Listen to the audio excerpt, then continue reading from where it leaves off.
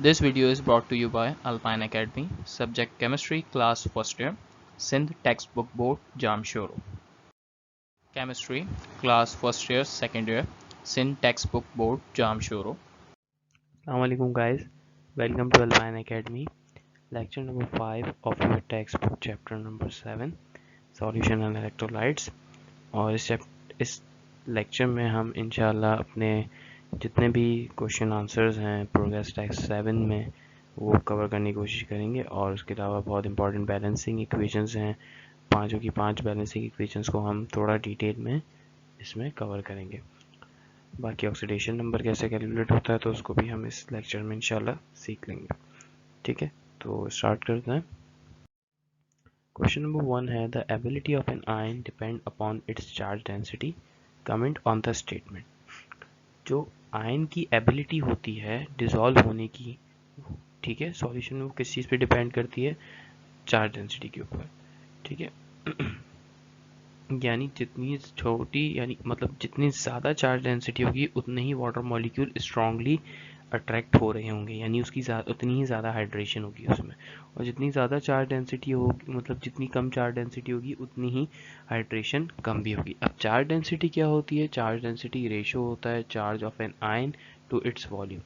ठीक है, यानी आपके पास अगर चार्ज किसी भी एटम के ऊपर या किसी भी आयन के ऊपर चार्ज +1 है और उसका साइज 10 है तो 1/10 हो जाएगा एक वैल्यू।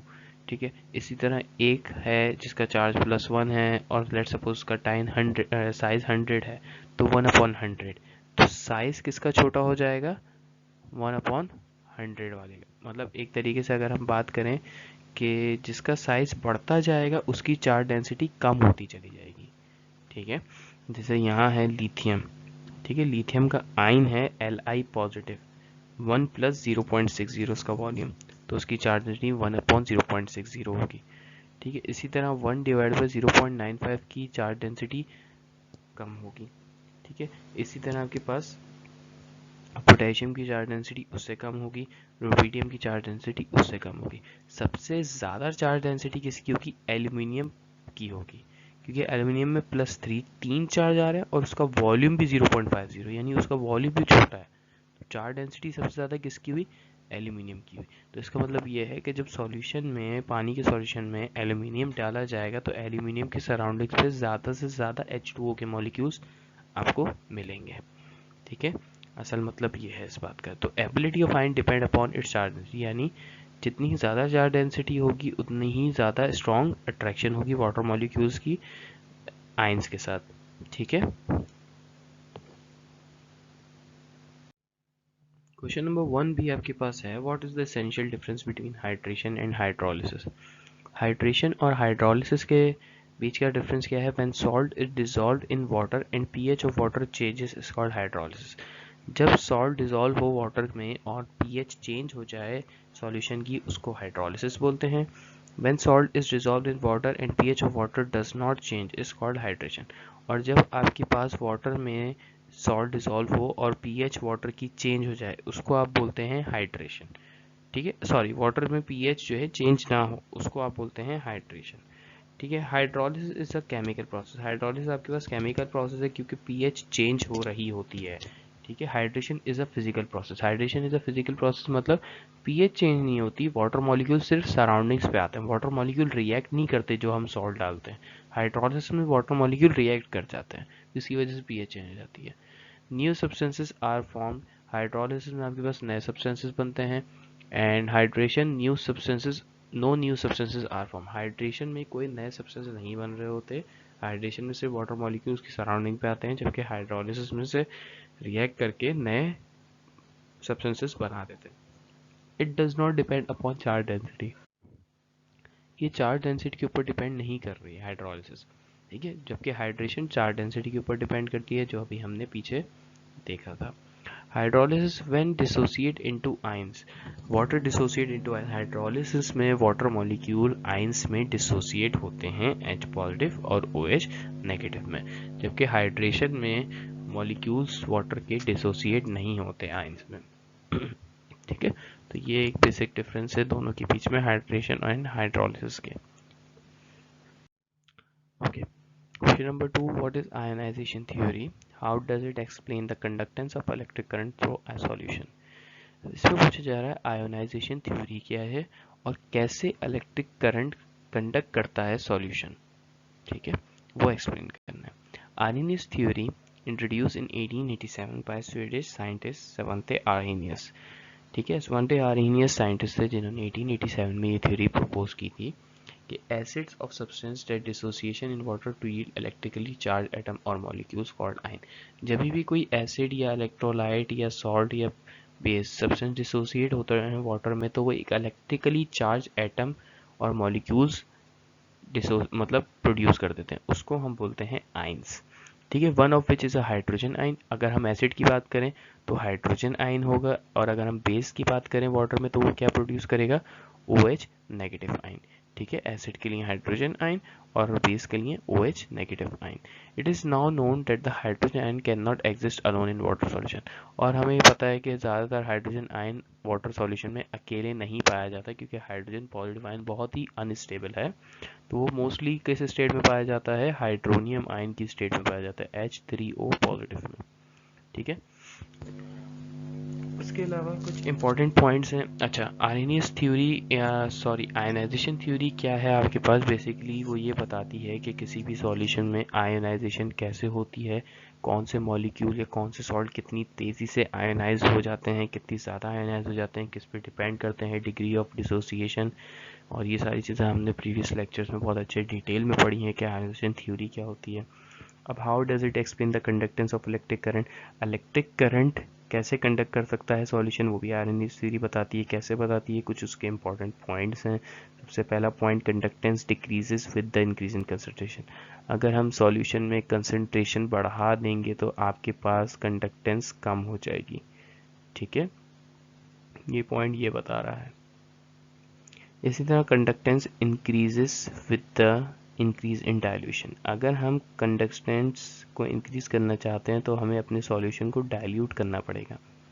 डाइल्यूट मीन्स उसमें कम से कम कंसंट्रेशन रखनी पड़ेगी, ठीक है। Conductance increases the velocity of ions, ठीक है। कंडक्टेंस इंक्रीज हो सकती है अगर हम आयंस की वेलोसिटी को बढ़ा दें, ठीक है। वेलोसिटी जितनी अच्छे से आयंस की स्पीड तेज होगी उतने ही चार्ज इलेक्ट्रॉन्स इजीली फ्लो कर सकेंगे आसानी से।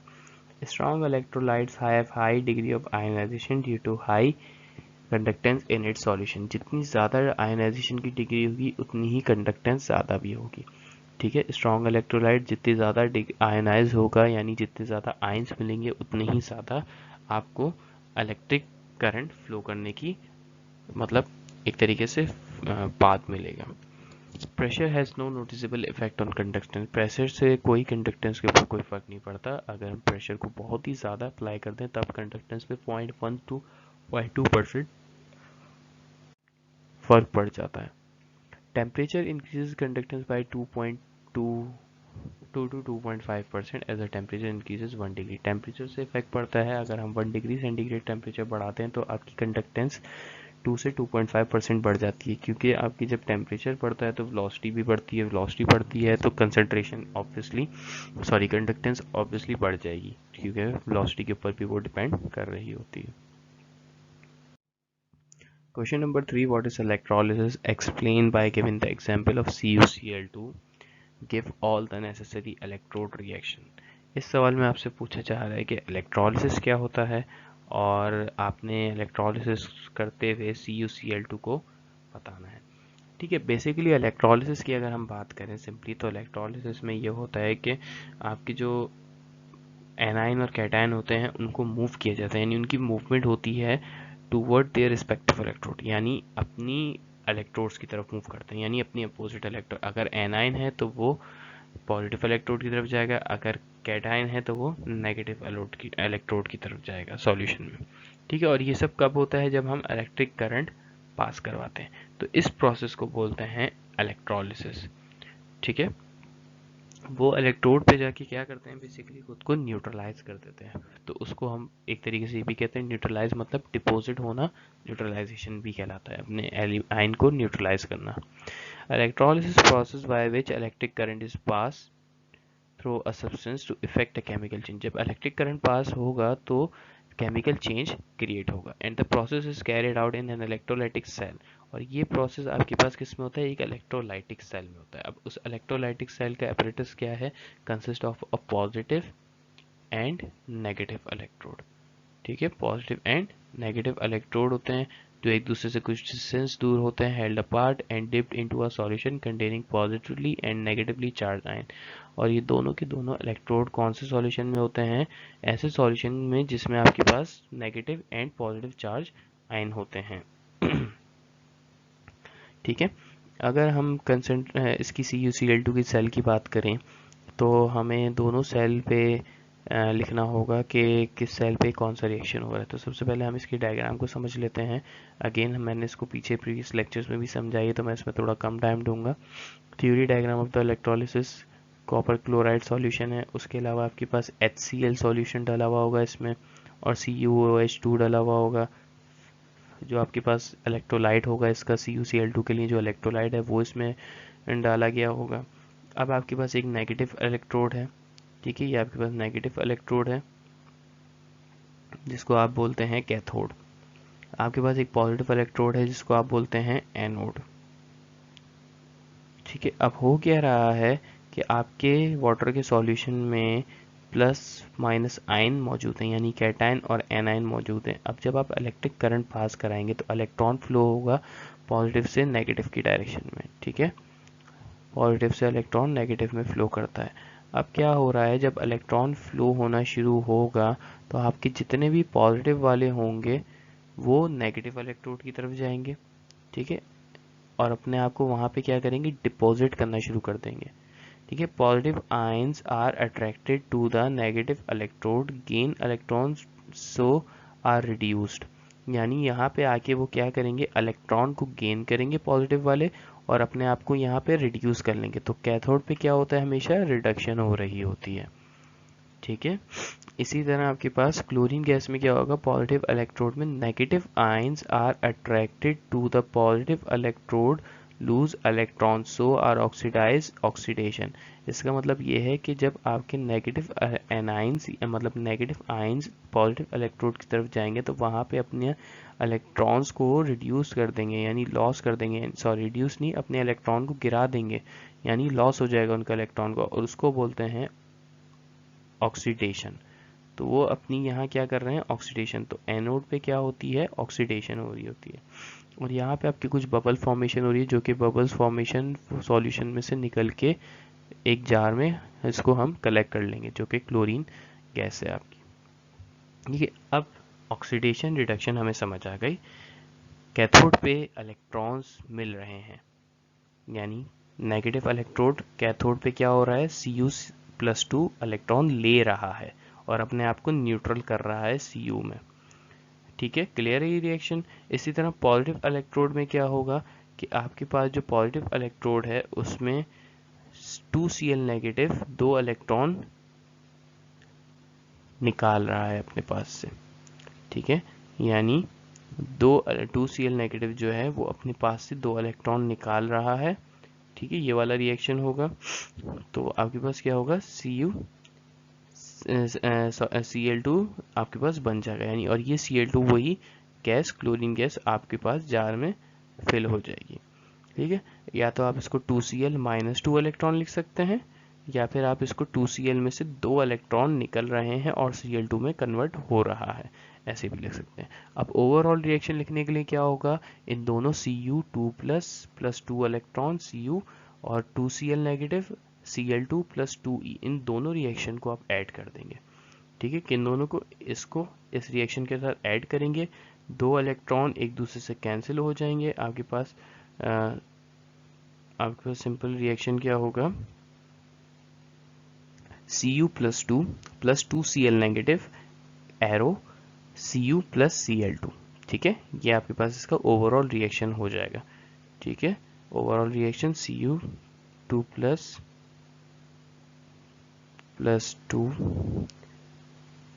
2Cl, ओके सॉरी Cl थोड़ा, Cl माइनस एरो जब बनाएंगे हम रिवर्सिबल रिएक्शन होते हैं ये, तो Cu and plus Cl2।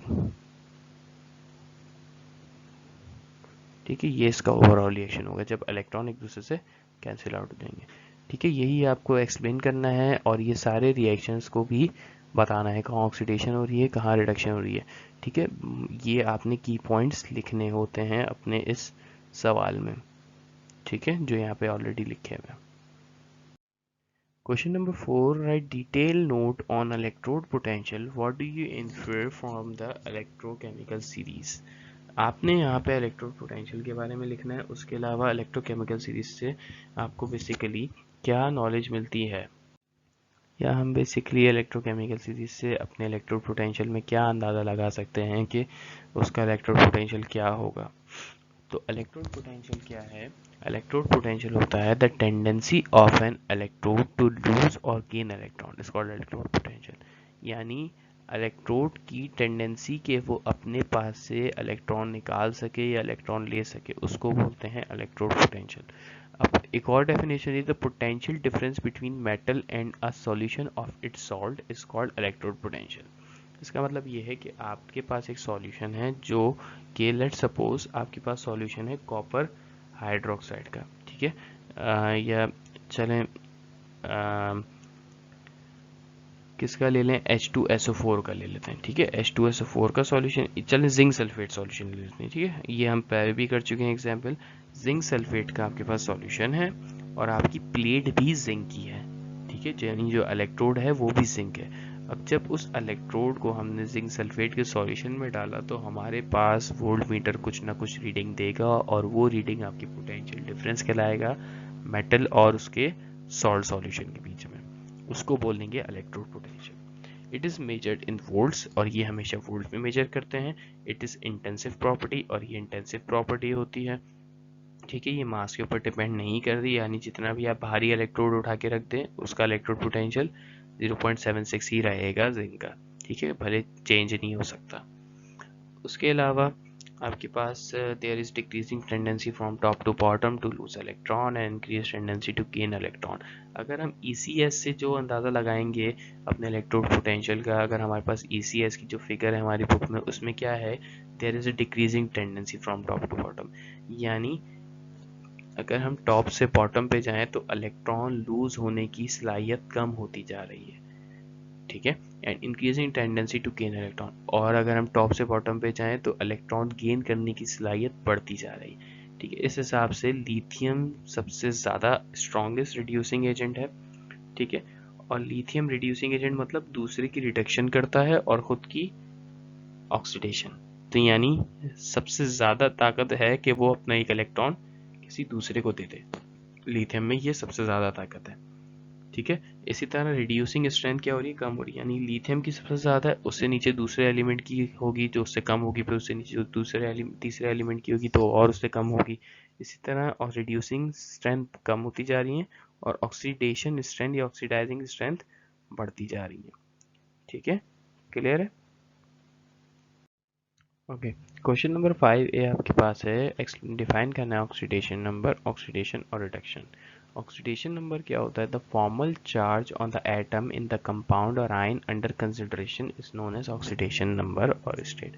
Oxidation number आपके पास रियल चार्ज नहीं होता, ये टेम्पररी चार्ज होता है किसी भी कंपाउंड में किसी एक आयन के ऊपर या एक एटम के ऊपर, और ये चार्ज तब आता है जब वो किसी से रिएक्ट करता है। ठीक है, या कभी एक इलेक्ट्रॉन रिमूव करता है या कभी एक इलेक्ट्रॉन गेन करता है, तो ये उसके ऊपर डिपेंड करता है कि कब चार्ज किस कंडीशन पे कितना चार्ज वो आएगा किसी भी एटम के ऊपर। ठीक है, ऑक्सीडेशन क्या होती है? Oxidation is a process in which oxidation number of an element is increase. Oxidation एक ऐसा प्रोसेस होता है जिसमें ऑक्सीडेशन नंबर एलिमेंट का बढ़ जाता है। ऑक्सीडेशन एक ऐसा प्रोसेस भी होता है जिसमें एक एटम अपने पास से इलेक्ट्रॉन रिमूव करता है। ठीक है, ऑक्सीडेशन एक ऐसा प्रोसेस भी होता है जिसमें से हाइड्रोजन रिमूव होता है। ऑक्सीडेशन एक ऐसा प्रोसेस भी होता है जिसमें से ऑक्सीजन गेन होता है। तो ये सारी चीज़ें ऑक्सीडेशन बता रही हैं। ठीक है, ऑक्सीडेशन को हम 4 तरीकों से डिफाइन कर सकते हैं: loss of hydrogen, gain of oxygen, increase in oxidation number and loss of electron. इसी तरह रिडक्शन क्या है? Reduction it is a process in which oxidation number of an element is decreases, यानी नंबर ऑफ एलिमेंट क्या हो रहे हैं, oxidation number क्या है एलिमेंट का, कम होता जा रहा है। ठीक है। और इसी के साथ आपके पास रिडक्शन में क्या हो रहा है कि इलेक्ट्रॉन गेन हो रहे हैं, उसके अलावा हाइड्रोजन भी गेन हो रहा है और ऑक्सीजन लॉस हो रहा है। ठीक है, तो ये चार बातें इसके लिए अपोजिट होती हैं ऑक्सीडेशन से। तो ऑक्सीडेशन को याद कर लें तो रिडक्शन खुद ब खुद याद हो जाएगा आपको। ठीक है, ओके। हमारे पास क्वेश्चन नंबर 5B में ऑक्सीडेशन नंबर कैलकुलेट करना है गिवन एटम्स या आयंस का उनके कंपाउंड्स में से। तो सबसे पहले हमारे पास सवाल है क्रोमियम का ऑक्सीडेशन नंबर कैलकुलेट करना है पोटेशियम डाइक्रोमेट में से। ठीक है, पोटेशियम का हमें पता है कि वो फर्स्ट ग्रुप का एलिमेंट है पोटेशियम, इसका मतलब उसके ऑक्सीडेशन नंबर +1 होगा। ऑक्सीजन हमारे पास 6 ग्रुप का है, इसका मतलब उसका ऑक्सीडेशन नंबर -2 होगा। ठीक है, अब अगर हम ग्रुप 4 के बाद ग्रुप 5 की बात करें, ग्रुप 6 की बात करें, ग्रुप 7 के एलिमेंट्स की बात करें, तो इसमें ऑक्सीडेशन नंबर नेगेटिव में आते हैं। ठीक है, और ग्रुप 4 से पहले जितने ग्रुप 1, ग्रुप 2, ग्रुप 3 है उनके ऑक्सीडेशन नंबर पॉजिटिव में आते हैं। ठीक है, क्योंकि ये एलिमेंट्स ग्रुप 4 से पहले के एलिमेंट्स इलेक्ट्रॉन दे सकते हैं और ग्रुप 4 के बाद के एलिमेंट्स इलेक्ट्रॉन ले सकते हैं, इस वजह से उनके ऊपर नेगेटिव और पॉजिटिव में ऑक्सीडेशन नंबर लिखते हैं हम। तो पोटेशियम का +1 हो गया, और कितने पोटेशियम आपके पास है? 2 पोटेशियम है, यानी 2 पोटेशियम का मतलब 2 मल्टीप्लाई बाय +1। प्लस 2 एटम्स के बीच में हमेशा प्लस आएगा। ठीक है, Cr आपको कैलकुलेट करना है, कितने क्रोमियम है? 2 है तो 2x लिख दिया। Cr के बाद ऑक्सीजन है, फिर प्लस आ जाएगा बीच में, फिर ऑक्सीजन होता है -2। कितने हैं आपके पास ऑक्सीजन? 7 है, तो 7 - 2 = -14। तो 2 1 + 2 प्लस 2x, 7 - 2 = -14। ठीक है, अब -14 में से 2 चले जाएंगे तो -12 हो जाएगा, 2x रहेगा। अब ये -12 इज इक्वल्स टू के अपोजिट चला जाएगा तो +12 हो जाएगा। ठीक है, अब हम इसको डिवाइड करा देंगे, x डिवाइडेड बाय, मतलब अगर 2 x के साथ मल्टीप्लाई हो रहा है, ये 2 अगर इस x के साथ मल्टीप्लाई हो रहा है तो 12 के साथ क्या हो जाएगा? इज इक्वल्स टू के उधर जाके डिवाइड हो जाएगा, तो 12 डिवाइड बाय 2 6 आंसर आ जाएगा पॉजिटिव का। तो यहाँ पे क्रोमियम की जो ऑक्सीडेशन नंबर है वो +6 है। ठीक है, नेक्स्ट आपके पास टिन का, सल्फर, बेसिकली सल्फर का आपने जो ये कहते हैं ऑक्सीडेशन नंबर कैलकुलेट करना है, इसमें से Na2S2O3 में से। Na भी फर्स्ट ग्रुप का एलिमेंट है, इस वजह से इसके ऊपर भी +1 का चार्ज आएगा, तो 2 × 1, क्योंकि Na आपके पास 2 है, इसी तरह 2 × 1 ये Na हो गया। फिर Na के बाद सल्फर है तो प्लस का साइन आया बीच में, फिर सल्फर का ऑक्सीडेशन नंबर कैलकुलेट करना है तो उसकी जगह हम क्या लिख देंगे? x लिख देंगे। और कितने सल्फर हैं? 2 सल्फर हैं, तो 2x हो जाएगा। +3, यानी 3 ऑक्सीजन है, 3O, O आपके पास -2 होता है, तो सिंपली आप इसमें ऐसे रख देंगे प्रीवियस क्वेश्चन की तरह। नॉर्मल मल्टीप्लीकेशन है, 2 1 = 2 है, 3 - 2 = -6 हो रहा है। ठीक है, फिर उसके बाद दोनों को आपस में ऐड कर लेते हैं, सॉरी है सब्ट्रैक्ट हो गए एक दूसरे से, प्लस माइनस माइनस होता है तो -4 हो जाएगा। अब यही -4 वापस से 0 के पास जाएगा तो +4 हो जाएगा, और फिर 2 से डिवाइड हो जाएगा 4, तो आपके पास 2 आंसर आ जाएगा। तो यहाँ पे सल्फर का ऑक्सीडेशन नंबर आपके पास +2 है इस फॉर्मूले में। ठीक है, इस कंपाउंड में। अब आपके पास कार्बन निकालना है, कार्बन का ऑक्सीडेशन नंबर C2S6O में। तो ये कैसे निकलेगा? कार्बन का आपको नहीं पता तो इसकी जगह 2 × x लिख देंगे, 2 कार्बन है, +6 हाइड्रोजन, हाइड्रोजन का ऑक्सीडेशन नंबर हमेशा +1 होता है, तो 6 + मल्टीप्लाई बाय 1 6 हो जाएगा। ऑक्सीजन आपके पास सिंपल -2 होता है। ठीक है, अभी हम सबको ब्रैकेट में ही लिखते हैं जितने भी चीज़ें हैं, फिर हम उसके साइंस को प्लस माइनस करके या प्लस प्लस जो भी है वो लिखेंगे। 2x एज इट इज आएगा, 6 + 6 मल्टीप्लाई बाय +1 +6। ठीक है, प्लस माइनस माइनस और 2 एज इट इज आ गया। ठीक है, अब सिंपली सब्ट्रैक्शन होगी, 2x + 4 हो जाएगा, 6 + 6 - 2 + 4। अब ये 4 जब इज इक्वल टू के उधर जाएगा तो माइनस में हो जाएगा, और x आपके पास -2 आ जाएगा, क्योंकि 4 / 2 -2 हो जाता है, -4 / 2 -2 हो जाएगा। ठीक है, अब आपके पास नया क्वेश्चन है Mn in MnO4 नेगेटिव। ये MnO4 नेगेटिव आपके पास मैग्नीज ऑक्साइड है। अब इसमें क्या है, ये आपके पास न्यूट्रल कंपाउंड नहीं है। ठीक है, क्योंकि इसके ऊपर एक पूरे कंपाउंड के ऊपर नेगेटिव चार्ज आ रहा है, तो हमारे पास न्यूट्रल कंपाउंड होता है तो उन सबके ऑक्सीडेशन नंबर को हम 0 के इक्वल लेते थे, बट इसके ऑक्सीडेशन नंबर को हम -1 के इक्वल लेंगे। ठीक है, एक्स हमने कैलकुलेट करना है मैग्नीज का। ऑक्सीजन आपके पास -2 होता है, तो 4 मल्टीप्लाई बाय -2 -8 और इज इक्वल टू -1। अब ये -8 -1 के पास जाएगा तो प्लस का 8 हो जाएगा और ये हो जाएगा +7। ठीक है, अब N नाइट्रोजन का आपने NCl3 में निकालना है। नाइट्रोजन की जगह हम X लिखेंगे। Cl का आपको पता है -1 होता है, तो Cl -1 मल्टीप्लाई बाय 3 -3 x -3 हो जाएगा इज इक्वल टू 0। और आप x is equal to simple 3 लिख सकते हैं, क्योंकि x -3 जब इज इक्वल टू के अपोजिट साइड जाएगा, यहाँ आ जाएगा तो प्लस का हो जाएगा। ऑक्सीजन का निकालना है। ऑक्सीजन फ्लोरीन के साथ, ऑक्सीजन का हमें पता है -2 होता है। ठीक है, हमें ये पता है ऑक्सीजन -2 होता है, लेकिन यहाँ पे बोला जा रहा है फिर भी ऑक्सीजन का हम निकालें, तो ऑक्सीजन का हम निकालते हैं। चलिए देखते हैं, एक्स रखा है ऑक्सीजन की जगह +2।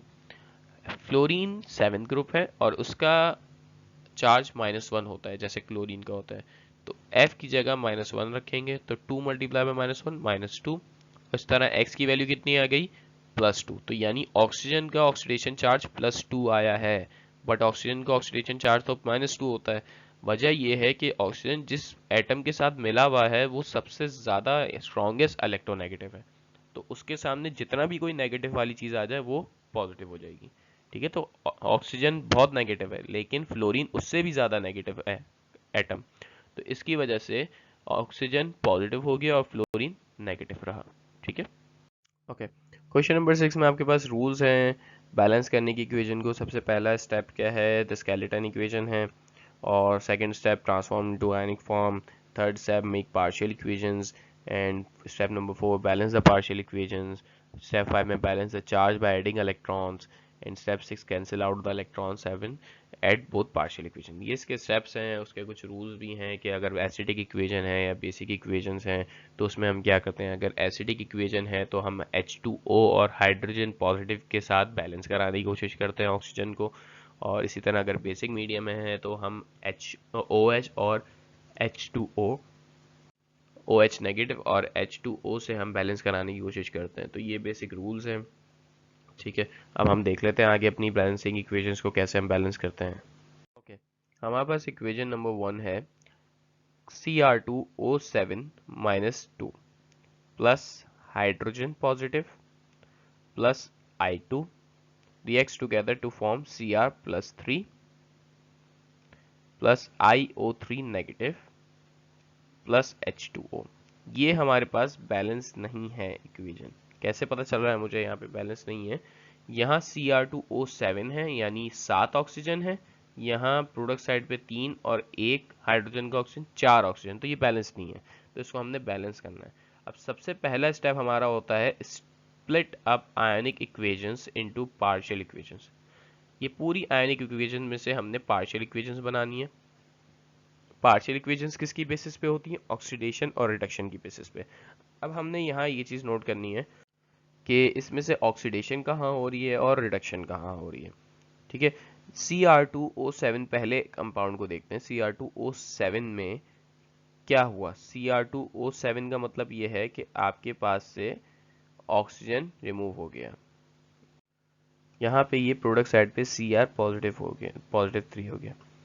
अब देखने में ऐसा लग रहा है कि इसकी ऑक्सीडेशन हुई है, ठीक है, बट यहाँ पे इसकी रिडक्शन हुई है। कैसे हुई है मैं आपको समझा देता हूँ।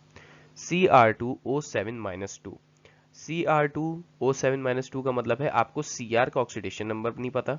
ठीक है, कैलकुलेट कैसे होगा, 2x। ठीक है, मैं यहाँ बता देता हूँ आपको कैलकुलेट करके। Cr का ऑक्सीडेशन नंबर यहाँ पे ऐसे कैलकुलेट होगा 2x प्लस 7 ऑक्सीजन,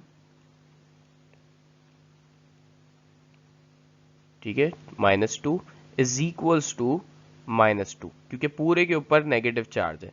तो अगर आप इस इक्वेशन को सॉल्व करें और x निकालें तो x आपके पास आ जाएगा प्लस का 6, यानी Cr आपके पास कितना है यहाँ पे इस कंपाउंड में, +6 है उसका ऑक्सीडेशन नंबर, लेकिन प्रोडक्ट साइड पे कितना हो गया, +3। तो इसका मतलब डिक्रीज इन ऑक्सीडेशन नंबर। जब डिक्रीज इन ऑक्सीडेशन नंबर हो तो रिडक्शन होती है। तो हमने एक पार्शियल इक्वेशन उठा ली Cr2O7-2, उसकी रिडक्शन हमने, यानी उस रिएक्शन में इसकी रिडक्शन हुई है। जब इसकी रिडक्शन हुई है तो I2 वाले की क्या हो गई, ऑक्सीडेशन हो जाएगी। ठीक है, ये सिंपली यहाँ पे I2OI3 यानी ऑक्सीजन गेन कर लिया तो इसकी ऑक्सीडेशन हो गई IO3-1। ठीक है, अब हम चार्ज वगैरह पे इस पे या तो ऑक्सीडेशन या रिडक्शन कैलकुलेट करने के लिए, समझने के लिए चार्जेस से देख लें, यानी उनके ऑक्सीडेशन नंबर से चेक कर लें, या फिर ऑक्सीजन से चेक कर लें। जिसने ऑक्सीजन लूज कर दिया उसकी रिडक्शन हो गई, जिसने ऑक्सीजन गेन कर लिया उसकी ऑक्सीडेशन हो गई। अब हमने बैलेंस करना है नंबर ऑफ एटम्स को। ठीक है, अब हमारे पास देखें, सबसे पहली बात बैलेंस करने के लिए हमें ये देखना होगा कि ये इक्वेशन कौन सी है, एसिडिक है या बेसिक है। हमें कैसे पता चलेगा एसिडिक है, क्योंकि हमारी इक्वेशन में H पॉजिटिव आयंस आ जाएंगे, जैसे यहाँ है पहली इक्वेशन में, तो इसका मतलब वो एसिडिक इक्वेशन है। यह सवाल में बोला जाएगा। ठीक है, अगर नहीं बोला जाएगा तो हमें किससे पता लगाना है, HCl, HNO3, H2SO4 या कोई भी एक एसिड लगा हुआ होगा, या फिर H पॉजिटिव आयन इक्वेशन में होंगे, तब वो एसिडिक होगी। ठीक है, बेसिक की कहानी मैं बेसिक में बताऊंगा। बैलेंस करने में क्या करेंगे, Cr2O7-2 एज इट इज रहा। कितने हैं रिएक्टेंट साइड पे, Cr 2 है, तो प्रोडक्ट साइड पे हमने 2 लगा दिया। ठीक है, ये हो गया बैलेंस। अभी हम एटम को बैलेंस कर रहे हैं। अब प्रोडक्ट साइड पे I2 कितने हैं हमारे पास, मतलब I कितने हैं, 2 हैं। रिएक्टेंट साइड पे I कितने हैं, 2 हैं, तो हमने प्रोडक्ट साइड पे भी I के पीछे 2 लगा दिया। ठीक है, 2 लगा दिया। ये हो गए हमारे एटम बैलेंस। अब हमने ऑक्सीजन बैलेंस करना है। यहाँ 7 ऑक्सीजन थे, तो हम प्रोडक्ट साइड पे 7 वाटर मॉलिक्यूल्स लगाएंगे। ठीक है, ये बात याद रखें, जहां पे ऑक्सीजन की कमी होगी और जितनी कमी होगी उतने ही H2O लगेंगे एसिडिक में। रिएक्टेंट साइड पे 7 ऑक्सीजन हैं एक्स्ट्रा, प्रोडक्ट साइड पे 0 ऑक्सीजन है, यानी उसमें 7 ऑक्सीजन की कमी है, तो हम वहां पे 7H2O लगाएंगे।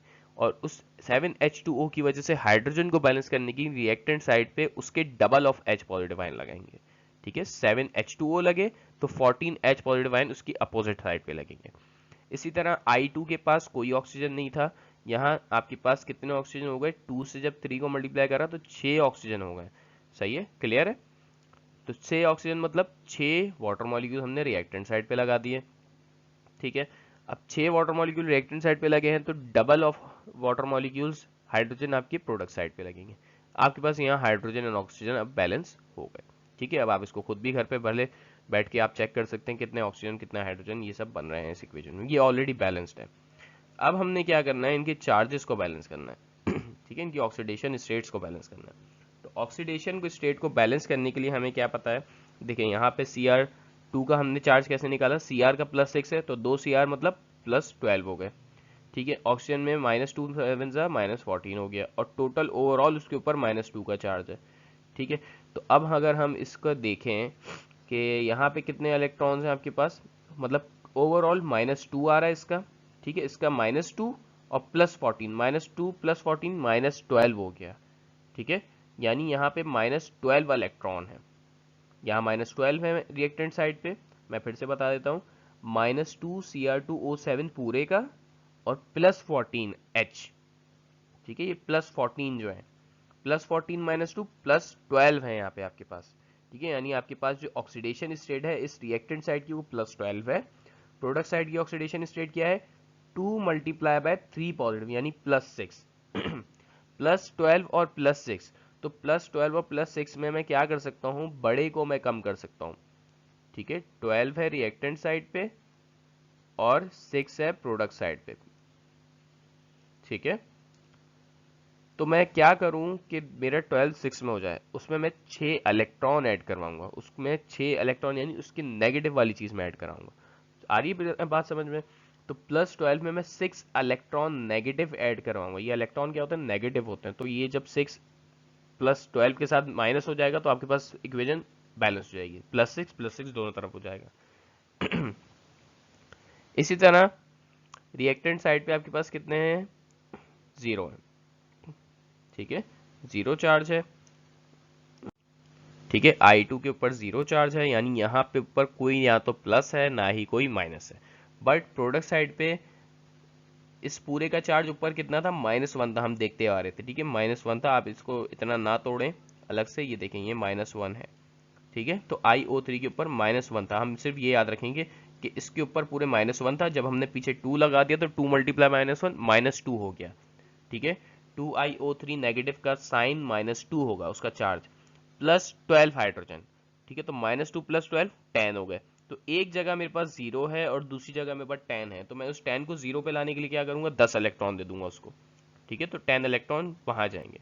जहां चार्ज एक्सिस में होता है, यानी जहां चार्ज ज्यादा होता है, तो इलेक्ट्रॉन उधर ही ऐड होते हैं। ठीक है, और उसके अलावा एक ट्रिक और भी है। हमारी पहली इक्वेशन क्या थी, रिडक्शन वाली थी। ठीक है, तो रिडक्शन में हमेशा इलेक्ट्रॉन रिएक्टेंट साइड पे आते हैं, तो रिएक्टेंट साइड पे आ रहे हैं रिडक्शन में इलेक्ट्रॉन। क्लियर है ये बात। और ऑक्सीडेशन हमारी सेकंड पार्शियल इक्वेशन थी, तो ऑक्सीडेशन में हमेशा इलेक्ट्रॉन प्रोडक्ट साइड पे आते हैं, तो हमारे पास प्रोडक्ट साइड पे आ रहे हैं इलेक्ट्रॉन। ठीक है, यहाँ से भी हम इसको चेक कर सकते हैं। अब आपने क्या करना है कि आपके पास यहाँ 10 इलेक्ट्रॉन, यहाँ 6 इलेक्ट्रॉन, आपने ऐसे नंबर से मल्टीप्लाई कराना है एक दूसरे को कि आपके इलेक्ट्रॉन सेम हो जाएं, और आपने इन दोनों इक्वेशंस को ऐड करना है। तो हम मल्टीप्लाई कराते हैं, 5 6 30। ठीक है, और देखिए इलेक्ट्रॉन को बराबर करना है, तो 5 6 30, 3 10 30। ठीक है, तो यानी पहली वाली इक्वेशन को 5 से मल्टीप्लाई कराएंगे हम। ठीक है, 5 से मल्टीप्लाई कराना है। उसके बाद दूसरी वाली इक्वेशन को 3 से मल्टीप्लाई कराना है। 5 से मल्टीप्लाई कराया तो 5Cr2O7 - 2 हो गया, प्लस 14 5 70H हो गया, प्लस 6 5 30 इलेक्ट्रॉन हो गए, 2 × 5 10Cr + 3 हो गया, और इसी तरह 7 5 35 H2O हो गया। ठीक है, अब सेकेंड इक्वेशन को 3 से मल्टीप्लाई करना है, 3I2 + 18 H2O हो जाएगा, प्लस 6 हो जाएगा, plus 12 2 3 36 H positive and 10 3 30 electron. अब आपने क्या करना है, ये 30 इलेक्ट्रॉन रिएक्टेंट साइड, ये 30 इलेक्ट्रॉन प्रोडक्ट साइड कैंसिल हो गई एक दूसरे से। ठीक है, हमें इस स्टेप को करने के लिए मल्टीप्लाई कराना पड़ा। ठीक है, अब आपने ये भी देखना है कि 70 हाइड्रोजन इधर हैं और 36 हाइड्रोजन इधर हैं, तो 70 - 36 कितने हो जाते हैं, 34 हो जाते हैं। तो जहां हाइड्रोजन ज्यादा होंगे तो हम वहीं उसका आंसर भी वहीं लिखेंगे। ठीक है, इसी तरह आपके पास 35 H2O यहाँ पे हैं और 18 H2O यहाँ पे हैं, तो 45 - 18 17 H2O, तो 17 H2O हम प्रोडक्ट साइड पे लिखेंगे। ठीक है, जो सेम सेम है वो भी माइनस होते हैं एक दूसरे से। तो 5Cr2O7 प्लस 3I2 ऐड हो रहा है, प्लस 34H जो बच गए, ये रिएक्टेंट साइड पे हो गया। प्रोडक्ट साइड पे 10Cr + 3 plus 6iO3 plus 17H2O। तो ये आपके पास एक बैलेंस्ड इक्वेशन आ गई। अब अगर इसमें हम किसी भी चीज़ को देखना चाहें तो हमारे पास ऑलरेडी बैलेंस्ड होगी। 10Cr है तो 5 2 10Cr, ओके। 3I2 है तो यानी 6I हैं, तो यहाँ पे भी 6I हैं। 17H2 हो यानी 17 2 34H, और यहाँ पे भी 34H पॉजिटिव है। ऑक्सीजन भी आपके पास ऐसे ही बैलेंस है, 7 5 35। ठीक है, यानी 35 ऑक्सीजन, 6 3 18, 18 + 17 35। क्लियर है, तो यहाँ पे आपके पास इक्वेशन बैलेंस्ड हो गई है। अब आपके पास दूसरी इक्वेशन है MnO4 negative plus SO3 - 2 plus H positive, react हो रही है MnO4 - 2 में और SO4 - 2 में। अच्छा, अब इस सवाल में हमें ये देखना है कि ऑक्सीडेशन कहाँ हुई है और रिडक्शन कहाँ हुई है। ठीक है, ये MnO4 - 1, अच्छा पहले तो स्प्लिट कर देते हैं। MnO4 - 1 किस में टूट रहा है, MnO4 - 2 में। ठीक है, तो MnO4 - 1 MnO4 - 2, ये एक पार्शियल इक्वेशन। दूसरी पार्शियल इक्वेशन हमारी SO3 - 2 और SO4 - 2 में। ठीक है, तो ये हमारी दूसरी पार्शियल इक्वेशन आ गई।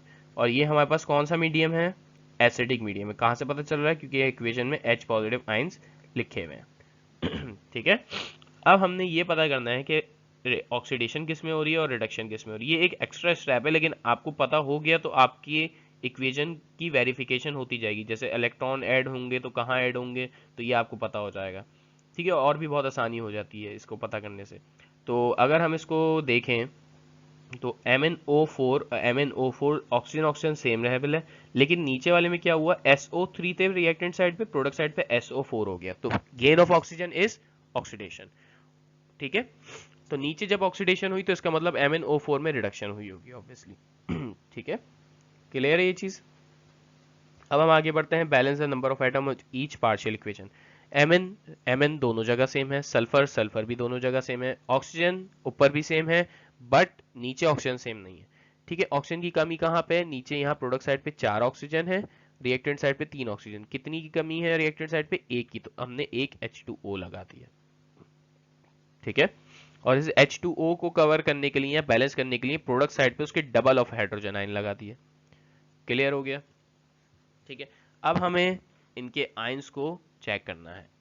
ठीक है, MnO4 के ऊपर पूरा एक नेगेटिव चार्ज था और MnO4-2 के ऊपर पूरा एक -2 का चार्ज था।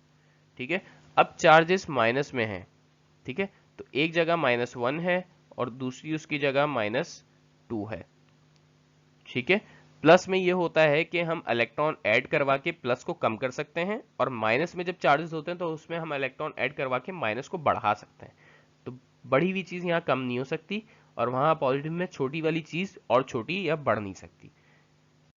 ठीक है, अब इस -1 को -2 पे लाने के लिए क्या करूंगा, एक -1 और ऐड करूंगा। अब ये -1 क्या होता है, एक इलेक्ट्रॉन होता है।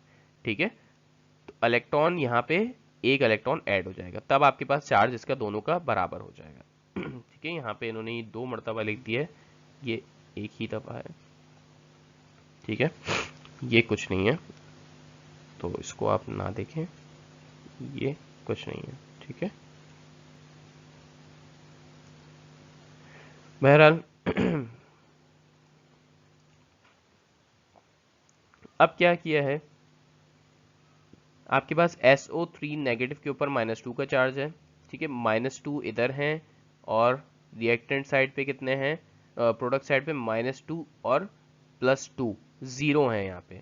ठीक है, तो इस हिसाब से रिएक्टेंट साइड पे -2 हो गए और प्रोडक्ट साइड पे जीरो हो गए। जीरो कैसे हुए, ये वाला -2 और +2, तो +2 -2 जीरो। तो अब जीरो को -2 में लाने के लिए क्या करूंगा, यहाँ पे मैं -2 लगाऊंगा, तो -2 मीन्स 2 इलेक्ट्रॉन प्रोडक्ट साइड पे लगाऊंगा। अब मैं अभी वेरिफिकेशन कर लेता हूँ। हमने पहली इक्वेशन को रिडक्शन का नाम दिया था, दूसरी इक्वेशन को ऑक्सीडेशन।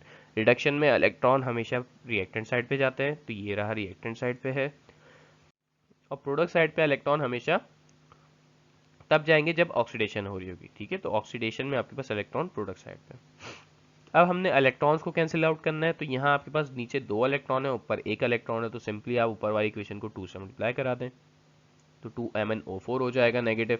2 से जब वो मल्टीप्लाई होगा तो 2 इलेक्ट्रॉन हो जाएंगे, और 2 मल्टीप्लाई बाय MnO4 -2, तो 2 से मल्टीप्लाई होकर सिंपल एज इट इज हो जाएगा। अब हमने सिंपली कैंसिल करना है, 2 इलेक्ट्रॉन कैंसिल हो गए इस वाले 2 इलेक्ट्रॉन से, और आपने सिंपल ऐड कर देना है 2MnO4 negative plus SO3 -2 plus H2 हो। ठीक है, और इसी तरह 2MnO4 -2 प्लस SO4 -2 और +2 है, तो ये आपके पास बैलेंस हो गई है। ठीक है, अब आपके पास इक्वेशन नंबर 3 है CrOH3 plus SO4 2 -2 CrO4 -2 plus SO3 -2। ठीक है, ये आपके पास एक बेसिक इक्वेशन है। इसमें हमें नहीं पता चल रहा ये एसिडिक है या बेसिक है इक्वेशन को देख के, बट इसके लिए हमें लिखा हुआ है कि ये बेसिक इक्वेशन है। ठीक है, सबसे पहला काम स्प्लिट करना है दोनों इक्वेशंस को पार्शियल इक्वेशंस में। ठीक है, अब आपके पास CrOH3 कन्वर्ट हो रहा है किसमें, CrO4 -2 में, तो एक आपके पास ये पार्शियल इक्वेशन आ गई। दूसरी आपके पास सल्फर, आपके पास SO4 -2 कन्वर्ट हो रहा है SO3 सल्फर ट्राइऑक्साइड में -2 में, तो आपके पास ये दूसरी इक्वेशन आ गई। ठीक है, ऑक्सीडेशन रिडक्शन कैसे पता चलेगा हमें, सल्फर SO4 -2 जब रिएक्ट मतलब कन्वर्ट हो रहा है तो कितने बन रहे हैं आपके पास, SO3, यानी यहाँ पे ऑक्सीजन रिएक्टेंट साइड पे ज़्यादा है, प्रोडक्ट साइड पे ऑक्सीजन कम है, तो इसका ये मतलब हुआ कि आपके पास रिडक्शन हुई है, क्योंकि loss of oxygen is reduction. तो आपके पास क्या हुआ है, रिडक्शन हुई है। कहाँ रिडक्शन हुई है, SO4 -2 में। ठीक है, क्लियर है, और ऑक्सीडेशन कहाँ हुई होगी, CrOH3। ठीक है, और यहाँ से कैसे पता चल रहा है, CrOH3, OH3 मीन्स 3 ऑक्सीजन, और यहाँ प्रोडक्ट साइड पे कितने, CrO4 यानी 4 ऑक्सीजन, तो ऑक्सीजन बढ़ गए, इसका मतलब ऑक्सीडेशन। तो Cr वाला रिएक्शन ऑक्सीडेशन वाला है और S सल्फर वाला रिएक्शन रिडक्शन वाला है। ठीक है, to balance the number of atoms in this reaction the medium of the reaction is basic. ठीक है, आपके पास बैलेंस करने के लिए आपको मीडियम पता होना चाहिए, और ये बेसिक मीडियम है। ठीक है, और ऑक्सीजन और हाइड्रोजन कैसे बैलेंस करे जाएंगे, H2O और OH से बैलेंस करे जाएंगे। अच्छा, बहुत इंपॉर्टेंट बात यह है कि आपके पास, मैं इस एग्जाम्पल से पहले समझाता हूँ। ठीक है, क्योंकि CrOH3 वाली थोड़ी चेंज एग्जाम्पल है, इस पे ये लॉ अप्लाई, मतलब एक ट्रिक है वो अप्लाई होगी, लेकिन बैलेंस करने के लिए हमें इसमें चेंजेस करनी पड़ेगी। सबसे पहले ट्रिक मैं समझा देता हूँ। देखिए SO4, यहाँ ऑक्सीजन कितने हैं, ज़्यादा हैं, और यहाँ 3 ऑक्सीजन है। हम ऑक्सीजन को कैसे बैलेंस करेंगे, H2O लगाकर। जहाँ ऑक्सीजन ज़्यादा है, और कितने ज़्यादा हैं, यानी एक ज़्यादा है। यहाँ 3 ऑक्सीजन है प्रोडक्ट साइड पे, यहाँ रिएक्टेंट साइड पे 4 ऑक्सीजन है। तो कितने ज़्यादा हैं, एक ऑक्सीजन ज़्यादा है, तो इसका मतलब रिएक्टेंट साइड पे ही एक वाटर का मॉलिक्यूल लगाएंगे। ठीक है, क्लियर है। यहाँ एक ऑक्सीजन ज़्यादा था रिएक्टेंट साइड पे, तो हमने एक वाटर मॉलिक्यूल लगाया, और इसको कवर करने, इसको बैलेंस करने के लिए हम प्रोडक्ट साइड पे double of water molecule OH लगाएंगे। ठीक है, यानी डबल, यानी जितने आपने वाटर मॉलिक्यूल लगाए उसकी डबल OH नेगेटिव उसकी अपोजिट साइड पे लगाएंगे बैलेंस करने के लिए। क्लियर हो गया ये पॉइंट। ठीक है, फिर से पॉइंट बता देता हूँ कि H2O वहाँ लगेगा जहाँ पे ज़्यादा ऑक्सीजन होंगे, और जितने ज़्यादा ऑक्सीजन होंगे उतने ही H2O लगेंगे। ठीक है, और जितने H2O लगेंगे उसके डबल OH उसकी अपोजिट वाली साइड पे लगेंगे। क्लियर। अब इस इक्वेशन में क्या हो रहा है, पहली वाली इक्वेशन में यहाँ पे ऑक्सीजन कहाँ ज़्यादा है, O3 है, और यहाँ O4 है। यहाँ पे भी एक ऑक्सीजन, प्रोडक्ट साइड पे भी एक ऑक्सीजन ज़्यादा है, तो यहाँ पे 1H2O होना चाहिए था, लेकिन 4 क्यों आ रहा है, वो इस वजह से आ रहा है क्योंकि अगर हम यहाँ 1H2O लगाते हैं, ठीक है, और यहाँ 2OH भी लगाते हैं, उसके डबल OH भी लगाते हैं, तब हमारी इक्वेशन बैलेंस नहीं हो पा रही। ठीक है, तो उसको बैलेंस करने के लिए हमने ऐसे नंबर्स ढूंढने हैं जो बैलेंस हो सके। अब ये 9 क्लास में हम बैलेंस करना सीखते हैं कि आपके पास ऑक्सीजन में कितने 5 से मल्टीप्लाई कराना चाहिए या 4 से मल्टीप्लाई कराना है, वो फिर हम 9 क्लास की कहानी आ जाती है कि उसमें हम 9 क्लास में कैसे बैलेंस करवाते हैं इक्वेशन को। तो सिंपली आपके पास यही ट्रिक यूज़ होती है बेसिक में कि जहाँ ऑक्सीजन ज़्यादा होते हैं उतने ही वाटर मॉलिक्यूल वहाँ लगेंगे, और उसके डबल OH नेगेटिव आयन उसके अपोजिट साइड पे लगेंगे। थर्ड स्टेप आपके पास बैलेंस करना होता है ऑक्सीडेशन स्टेट को। तो ऑक्सीडेशन स्टेट को बैलेंस करने के लिए CrOH3 आपके पास न्यूट्रल है, ये नेगेटिव जो 3 ऊपर आ रहा है ये मिस प्रिंटिंग हुई है, तो ये -3 इसके ऊपर कोई चार्ज नहीं है। ठीक है, ये कुछ नहीं है, -3 यहाँ पे एक मिस प्रिंटिंग हुई हुई है, तो ये -3 कुछ नहीं है। ओके, तो ये एक न्यूट्रल है, तो न्यूट्रल मतलब कि इसके ऊपर कोई चार्ज नहीं होगा। 5OH मतलब OH एक नेगेटिव आयन होता है, तो 5 मीन्स 5 नेगेटिव हैं यहाँ पे, यानी 5 नेगेटिव इलेक्ट्रॉन, यानी 5 इलेक्ट्रॉन्स इधर हैं, और CrO4 -2 में, यानी टोटल चार्ज कितना है, यहाँ -2 है, और -2 प्रोडक्ट साइड पे है, रिएक्टेंट साइड पे -5 है, -5 रिएक्टेंट साइड पे और प्रोडक्ट साइड पे -2। तो मैं नेगेटिव में छोटे को बढ़ा सकता हूँ, मैंने ये बात बताई, पॉजिटिव में बड़े को कम कर सकता हूँ, नेगेटिव में छोटे को बढ़ा के उसके बराबर ला सकता हूँ। तो मैं यहाँ 3 इलेक्ट्रॉन ऐड करवाऊंगा। ठीक है, कितने इलेक्ट्रॉन, 3 इलेक्ट्रॉन। ठीक है, 3 इलेक्ट्रॉन में यहाँ ऐड करवाऊंगा, तब जाके मेरे पास 5 बनेगा। ठीक है, मैं अगर इसको सही से लिखूं तो +3 इलेक्ट्रॉन। ठीक है, तब जाके मेरे पास दोनों के चार्ज बैलेंस हो जाएंगे। ठीक है, पहली इक्वेशन में। तो अब हमारे पास पहली इक्वेशन किस बेसिस पे थी, ऑक्सीडेशन। ऑक्सीडेशन में हमेशा इलेक्ट्रॉन वहां आता है जहां प्रोडक्ट होता है। ठीक है, प्रोडक्ट की तरफ ऐड होता है इलेक्ट्रॉन। इसी तरह अगर हम अपनी सेकंड इक्वेशन को देखें, सेकंड इक्वेशन के ऊपर -2 का एक चार्ज है, तो -2 यहाँ पे सिंपल है, उसके अलावा यहाँ 2 नेगेटिव हैं और -2 दो और हैं, तो यानी प्रोडक्ट साइड पे आपके पास कितने चार्ज हो गए, -4 हो गए। ठीक है, प्रोडक्ट साइड पे आपके पास चार्ज है -4, और रिएक्टेंट साइड पे आपके पास सिंपल -2 चार्ज है, तो मैं -2 में कितने ऐड करूंगा इलेक्ट्रॉन, 2 इलेक्ट्रॉन ऐड कर दूंगा, तब जाके मेरे पास -4 बराबर हो जाएगा। ठीक है, यही हो रहा है, मैं अपने पास 2 इलेक्ट्रॉन रिएक्टेंट साइड पे ऐड कर रहा हूँ, और रिएक्टेंट साइड पे इलेक्ट्रॉन तब ऐड होते हैं जब रिडक्शन हो रही होती है, और रिडक्शन हमारी सल्फर ट्राइऑक्साइड में ही हो रही है। फाइनली इसको इक्वेट कर देंगे। ठीक है, इक्वेट करते वक्त क्या करेंगे, हम मल्टीप्लाई कराएंगे ऐसे नंबर से कि आपके पास इलेक्ट्रॉन के कोफिशिएंट सेम हो जाए। तो सिंपली आप इक्वेशन नंबर 2 को 3 से मल्टीप्लाई करवा दें, इसको 3 से मल्टीप्लाई करा दें, इसको हम 2 से मल्टीप्लाई करा दें, तो आपके पास इलेक्ट्रॉन सेम हो जाएंगे। तो हम जब 2 से मल्टीप्लाई कराएंगे तो 2CrOH3 प्लस 10OH नेगेटिव आए। ठीक है, इसी तरह 2CrO4 नेगेटिव 2 प्लस 8H2O और 6 इलेक्ट्रॉन। ठीक है, और इसी तरह सेकंड इक्वेशन को अगर हम 3 से मल्टीप्लाई कराएंगे तो 3SO4 minus 2 3H2O plus 6 electron, और फिर यहाँ पे भी 3SO3 प्लस 6OH2। अब आपके पास इलेक्ट्रॉन सेम हो गए, तो इलेक्ट्रॉन एक दूसरे से कैंसिल आउट हो जाएगा। ठीक है, इलेक्ट्रॉन कैंसिल आउट हो गया। अब आपके पास रिएक्टेंट साइड पे 10 OH हैं और प्रोडक्ट साइड पे 6 OH हैं, तो 10 माइनस 6 4 OH। ठीक है, नेगेटिव। इसी तरह प्रोडक्ट साइड पे टोटल 8 H2O हैं और रिएक्टेंट साइड पे 3 H2O हैं, 8 माइनस 3 5 H2O। ठीक है, क्लियर हो गई ये इक्वेशन। और बाकी दोनों के मॉलिक्यूल्स को Cr और सल्फर ट्राइऑक्साइड इन सबको आपस में ऐड करके लिख देंगे, तो अब आपकी इक्वेशन बैलेंस हो गई है। फोर्थ इक्वेशन आपके पास है KMnO4 plus KCl plus H2SO4 reacts together to form MnSO4 plus K2SO4 plus H2O and chlorine, यानी मैग्नीज सल्फेट, पोटेशियम सल्फेट और वाटर और क्लोरीन बन रहा है जब आपके पास पोटेशियम परमैंगनेट और पोटेशियम क्लोराइड और सल्फ्यूरिक एसिड मिल रहा है। अच्छा, ये इक्वेशन एसिडिक है या बेसिक है, ये हमें कैसे पता चलेगा? हमें ऐसे पता चलेगा कि हमारी रिएक्टेंट साइड पे एक एसिड मिल रहा है H2SO4, इसकी वजह से हमें पता चल रहा है कि ये इक्वेशन हमारी एसिडिक है। ठीक है, सबसे पहले इसको ट्रांसफॉर्म करेंगे मॉलिक्यूलर इक्वेशन में, पोटेशियम हटा देंगे तो नेगेटिव में हो जाएगा। ठीक है, MnO4 प्लस 7 माइनस 8। अच्छा, इस इक्वेशन को अगर हम देखें तो इसमें हर एटम के ऊपर उसका ऑक्सीडेशन चार्ज है। ठीक है, इससे कोई फर्क नहीं पड़ता। हम क्या करते हैं कि अगर आप इसको स्किप भी कर दें, +7 और -8 दोनों का रिजल्ट क्या आएगा? -1 आएगा। तो इस पूरे का चार्ज कितना हुआ? -1 हो गया। आप सिर्फ ये ध्यान में रखें, क्या हो गया पूरे का चार्ज? -1। जैसे यहाँ हो रहा होता है CrO4 -2। ठीक है, पूरे के ऊपर -2 लगा हुआ था। इस इक्वेशन जो हमने प्रीवियस सवाल देखा है, प्रीवियस इक्वेशन जो देखी उसमें -2 पूरे पे लगा था। इसी तरह यहाँ पूरे के ऊपर -1 होगा, MnO4 -1 होगा। ठीक है, इसी तरह Cl नेगेटिव हो जाएगा और Mn +2 हो जाएगा और Cl2 0 हो जाएगा। ठीक है, स्प्लिट कर देंगे, MnO4 कन्वर्ट हो रहा है Mn+2 में।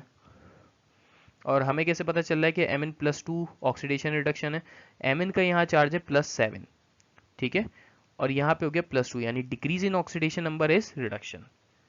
ठीक है, उसके अलावा दूसरी चीज, ऑक्सीजन यहाँ से हट गया, यहाँ ऑक्सीजन है, प्रोडक्ट साइड पे ऑक्सीजन नहीं है, तो loss of oxygen is also called reduction. तो पहले हमारे पास रिडक्शन हो रही है यहाँ पे, फिर हमारी यहाँ ऑक्सीडेशन हुई। ऑक्सीडेशन कैसे? Cl -1 है और यहाँ Cl 0 हो गया। इसका मतलब -1 से ऑक्सीडेशन नंबर बढ़ गया, 0 हो गया। -1 के बाद 0 आता है ना, तो increase in oxidation number is oxidation. तो यहाँ पे आपके पास सिंपल ऑक्सीडेशन हो रही है। Balance the number of atom, number of atom को बैलेंस करना है। Mn आपके पास बराबर है। ठीक है, अब ये इक्वेशन हमारे पास एसिडिक इक्वेशन है, इसका मतलब हमें बैलेंस करने के लिए H2O और H पॉजिटिव आयन से बैलेंस करना पड़ेगा। Mn आपके पास सेम है, तो Mn में हम कोई छेड़छाड़ नहीं करेंगे। सिंपली जहाँ पे ऑक्सीजन की कमी होती है एसिडिक में, हम वहाँ पे वाटर मॉलिक्यूल लगाते हैं। ऑक्सीजन यहाँ 4 है, प्रोडक्ट साइड पे 1 भी नहीं है, तो हम सिंपली 4 वाटर मॉलिक्यूल लगा देंगे, 4H2O। और इन 4H2O से हाइड्रोजन को बैलेंस करने के लिए 4H2 मीन्स 8 हाइड्रोजन, यानी double of water molecule H positive ion लगाएंगे अपोजिट साइड पे। इसी तरह यहाँ पे 2Cl नेगेटिव में ऑक्सीजन हाइड्रोजन की कोई कहानी नहीं है, तो आप सिंपली यहाँ पे ऑक्सीजन हाइड्रोजन को बैलेंस नहीं करेंगे क्योंकि वो है ही नहीं। बट प्रोडक्ट साइड पे 2 Cl है, Cl2, और रिएक्टेंट साइड पे 1 था, तो हमने 2 खुद से लगा दिया बैलेंस करने के लिए। अब करेंगे बैलेंस करेंगे ऑक्सीडेशन स्टेट को। Mn+7 O के ऊपर -8, पूरा रिजल्ट आएगा -1, तो इस पूरे का -1 हुआ और टोटल और यहाँ पे -1 और 8 पॉजिटिव प्लस 8 प्लस -1 + 8।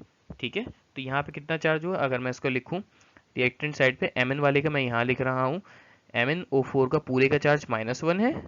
ठीक है, उसके बाद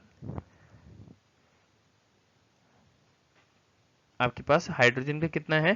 +8 है, -1 + 8। ये मेरे पास थोड़ा pen, I can use it here. ये आपके पास +8 हो जाएगा। ठीक है, -1 और +8 हो गया। उसके बाद आपके पास =2 लगाएंगे। ठीक है, =2 लगाने के बाद क्या होगा? प्रोडक्ट साइड पे कितने चार्ज हैं? Mn के ऊपर +2 है, तो प्रोडक्ट साइड पे +2 आ जाएगा, सिंपल। ठीक है, तो आपके पास कमी कहाँ आ रही है? यहाँ हो गया +7 ठीक है, इज इक्वल टू +2, ठीक है, +7 +2। तो मैं क्या कर सकता हूँ, बड़े नंबर को कम कर सकता हूँ, +7 से मैं 2 पर ला सकता हूँ। तो +7 के साथ मैं क्या करूँगा, 5 इलेक्ट्रॉन लगा दूंगा, ठीक है। 5 इलेक्ट्रॉन मीन्स +7 के साथ मैंने 5 इलेक्ट्रॉन ऐड करवा दिए, ठीक है, 5 इलेक्ट्रॉन मैंने ऐड करवा दिए। तो इसका मतलब ये भी बराबर हो जाएगा +2 के, +7 + 5 इलेक्ट्रॉन इज इक्वल टू +2, ठीक है। तो पहली इक्वेशन ऐसे बैलेंस हो जाएगी। इसी तरह दूसरी इक्वेशन में आपके पास यहाँ पे एक मिस्टेक है कि यहाँ 2 लगा हुआ है, ठीक है, यहाँ 2 पहले से ही लगा हुआ है, इन्होंने मिस प्रिंटिंग हुई है तो यहाँ नहीं लगा हुआ, बट 2 है। तो यहाँ पे आपके पास 2 नेगेटिव इलेक्ट्रॉन है, यहाँ रिएक्टेंट साइड पे -2 चार्ज, प्रोडक्ट साइड पे 0 चार्ज। तो प्रोडक्ट साइड पे 0 को मैं माइनस में कन्वर्ट कर सकता हूँ 2 इलेक्ट्रॉन देके, ठीक है। तो प्रोडक्ट साइड पे मैं 2 इलेक्ट्रॉन दे दूंगा, ठीक है। बैलेंस हो गया इलेक्ट्रॉनिक चार्ज। अब क्या करेंगे, इक्वेट करेंगे इलेक्ट्रॉन को, यहाँ पे 2 इलेक्ट्रॉन है, यहाँ 5 इलेक्ट्रॉन है। तो मैं क्या करता हूँ, दूसरी वाली इक्वेशन को 5 से मल्टीप्लाई करा देता हूँ, इस इक्वेशन को 5 से मल्टीप्लाई करा दिया, और दूसरी पहली वाली इक्वेशन को 2 से मल्टीप्लाई करा दिया। तो आपके पास इलेक्ट्रॉन की वैल्यू सेम हो जाएंगी।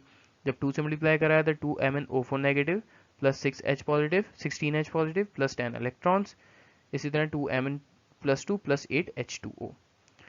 क्लियर है। इसी तरह सेकंड इक्वेशन को जब हम 5 से मल्टीप्लाई कराएंगे तो 10Cl नेगेटिव हो जाएगा, ठीक है, और आपके 5Cl2 प्लस 10 इलेक्ट्रॉन हो जाएंगे। अब आपके पास सिंपली इलेक्ट्रॉन एक दूसरे को कैंसिल आउट हो रहे हैं, ठीक है।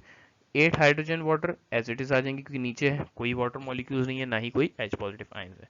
तो यहाँ पे आपके पास सिंपली ये बैलेंस हो जाती है इक्वेशन, ठीक है। और स्टेप नंबर 6 आप इसको वापस से मॉलिक्यूलर फॉर्म में लिख सकते हैं, ठीक है।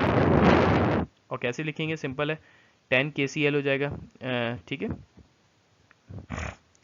ये 10 नहीं है, ये बेसिकली 16 Cl आइंस हैं, सॉरी ये 10 ही है, ये 16 मिसप्रिंटिंग है, ठीक है। ये 10 Cl नेगेटिव आयन है, ओके। 10 Cl नेगेटिव आयन यानी 10 KCl plus 8H2SO4 as it is रहेगा। 16H positive means 8H2SO4, 8H2 means 16H positive, clear है। इस वजह से 8H2SO4, और इसी तरह 8H2O 5Cl2 6K2SO4 and 2MnSO4 negative. Last आपके पास इक्वेशन है MnO4 negative plus SO3 2 minus plus OH negative MnO2 plus SO4 2 minus. ये आपके पास एक इक्वेशन है। अब इस इक्वेशन को बैलेंस करना है, ठीक है। सबसे पहले पार्शियल इक्वेशंस बना देते हैं, स्प्लिट कर देते हैं। ऑक्सीडेशन रिडक्शन का हमें कैसे पता चलेगा, SO3 4 ऑक्सीजन, यहाँ 3 ऑक्सीजन, यहाँ 4 ऑक्सीजन, तो gain in oxygen is oxidation, ठीक है। इसी तरह रिडक्शन में क्या होगा, O4 4 ऑक्सीजन इधर हैं, यहाँ 2 ऑक्सीजन हो गए, तो इसका मतलब रिडक्शन हो गई, क्लियर। बैलेंस करते हैं आइटम्स को, SO3 SO4 sulphur sulphur balanced है, ओके। ऑक्सीजन बैलेंस नहीं है, यहाँ 4 ऑक्सीजन है प्रोडक्ट साइड पे, और रिएक्टेंट साइड पे 3 ऑक्सीजन है। तो जहाँ ऑक्सीजन की कमी होती है हम वहाँ के, अच्छा पहली बात ये बेसिक इक्वेशन है, ठीक है। बेसिक इक्वेशन मैंने आपको क्या बताया था, बेसिक का कैसे पता चला, OH आ रहा है, OH नेगेटिव, इसका मतलब ये बेसिक इक्वेशन। बेसिक में ये होता है कि जहाँ ज़्यादा ऑक्सीजन होता है और जितना ज़्यादा ऑक्सीजन होता है उतने ही वाटर मॉलिक्यूल लगते हैं। तो हम पहली इक्वेशन देखें तो यहाँ 3 ऑक्सीजन, यहाँ 4 ऑक्सीजन, तो यहाँ पे कितने ज़्यादा है, 1 ऑक्सीजन ज़्यादा है, तो इसका मतलब 1H2O लगेगा, और उसका डबल 2OH उसकी अपोजिट साइड लगेगा। क्लियर हो गया ये पॉइंट। अब MnO4 और MnO2 में देख लेते हैं। MnO4 में यहाँ 4 ऑक्सीजन है और यहाँ 2 ऑक्सीजन है, तो रिएक्टेंट साइड पे कितने ज्यादा ऑक्सीजन हो गए, 2 एक्स्ट्रा ऑक्सीजन है, तो इसका मतलब 2H2O लग जाएंगे इधर, ठीक है। और उसकी डबल अपोजिट साइड पे 4OH नेगेटिव आयन लग जाएंगे प्रोडक्ट साइड पे, ठीक है। ये आपके पास बैलेंस हो गए नंबर ऑफ एटम्स, ठीक है। अब बैलेंस करते हैं ऑक्सीडेशन स्टेट्स को। ऑक्सीडेशन स्टेट कैसे बैलेंस होगी, SO3 के ऊपर पूरा चार्ज 2 माइनस का है, -2, और 2 1 जा -2, तो टोटल यहाँ पे कितना चार्ज है, -4 का चार्ज है, ठीक है। यहाँ पे -4 चार्ज आ रहा है, आपको -4 चार्ज मिल रहा है, ठीक है। यहाँ पे प्रोडक्ट साइड पे आपके पास कितना चार्ज आ रहा है, -2, सिंपल सिर्फ -2। तो अब मैं नेगेटिव को बढ़ा सकता हूँ, ठीक है। मैं बार बार बात इसलिए रिपीट कर रहा हूँ कि बेसिक में या नेगेटिव में आ जाए या पॉजिटिव में चार्ज आ जाए तो उसमें क्या करते हैं, नेगेटिव में चार्ज को हम बढ़ा सकते हैं इलेक्ट्रॉन ऐड करा के, पॉजिटिव में हम चार्ज को कम कर सकते हैं इलेक्ट्रॉन ऐड करवा के। ठीक है, तो नेगेटिव में अगर हमारे कंपेयर करना होता है तो हम नेगेटिव में कितने और इलेक्ट्रॉन देने पड़ेंगे, 2 इलेक्ट्रॉन और देने पड़ेंगे, तब जाके -2 -2 -4 के बराबर हो जाएगा। ठीक है, सॉरी।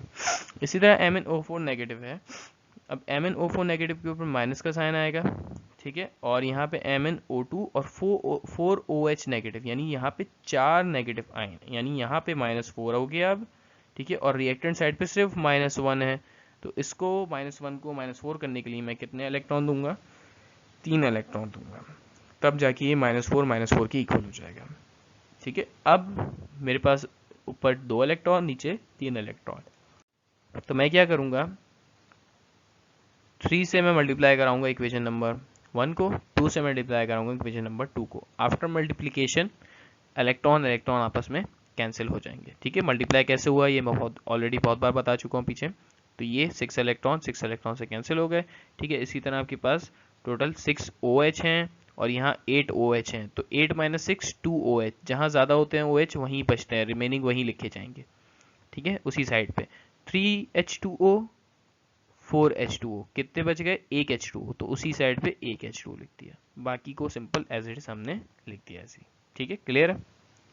अच्छा, अब इंडिकेटर्स क्या होते हैं, आपके पास क्वेश्चन नंबर 8 है, what are indicators, how can you explain their behaviour. तो इंडिकेटर आपके पास बेसिकली एक एंड पॉइंट बताते हैं एसिड बेस्ड टाइट्रेशन में, या ये भी इंडिकेट करते हैं कि आपके पास सॉल्यूशन एसिड है या बेसिक है।